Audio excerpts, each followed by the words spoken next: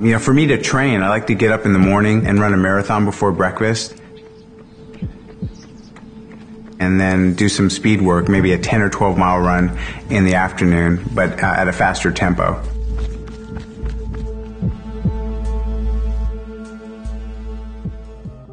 The first time I heard about running 100 miles, I thought no human is capable of doing this.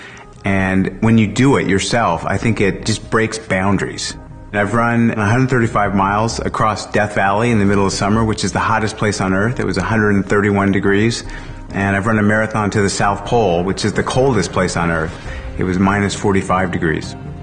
Once I ran 50 marathons in all 50 U.S. states in 50 days. I've run on all 7 continents twice, so I've seen a lot of the world through running.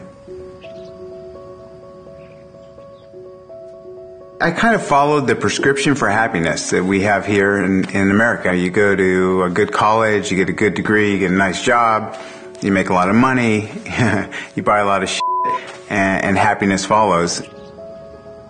We had money in the bank, and we had a 401k and insurance, and he was miserable. Absolutely miserable. I didn't feel like there was any intensity in my life. I mean, everything kind of came easy. I was so comfortable that I just wanted to destroy myself. I was in San Francisco on my 30th birthday with my buddies. About 11 o'clock at night, I said, I'm leaving. So I walked out and ran 30 miles that night, straight through the night, and became a runner the next day.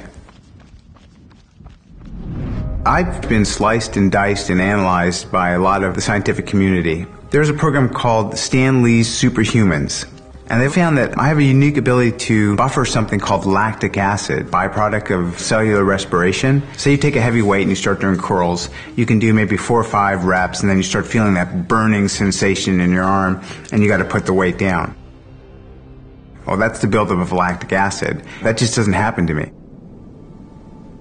When you're running those kind of distances, you have an enormous number of challenges. Gastrointestinal, joint pain, muscular pain, blisters, chafing, Lost toenails, fatigue, hypothermia, heat exhaustion if it's a really hot day.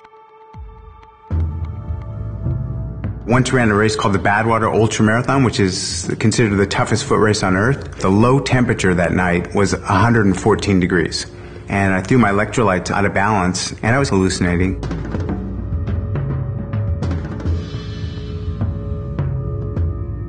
And my crew said they found me passed out on the roadside, and I'd been asleep for 6 hours.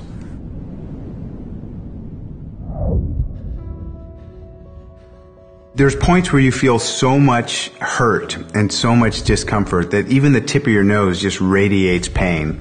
And all you want to do is stop.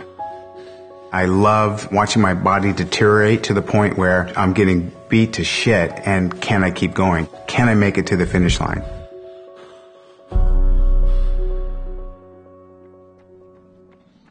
You know, there are tricks I've learned. One of the tricks is you don't get ahead of yourself, so you just be in the moment. It's very rare we live in the now. I mean, usually we're thinking about the future, or we're checking our Twitter feed, or we're getting texts, or reflecting on the past.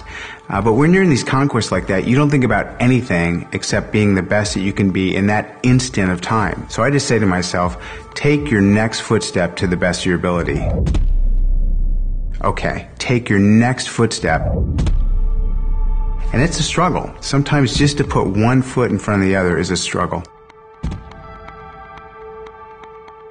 What's remarkable is he has a running career that has not included any sort of significant injury. You know, some people say you only have so many foot strikes in your life that you're going to wear out your knees. You know, you can only take so many steps, and then it's, your back's going to go, something's going to go. Bullshit. People ask the hypothetical, what would happen to you if you can't run? I always tell people my finish line is a pine box.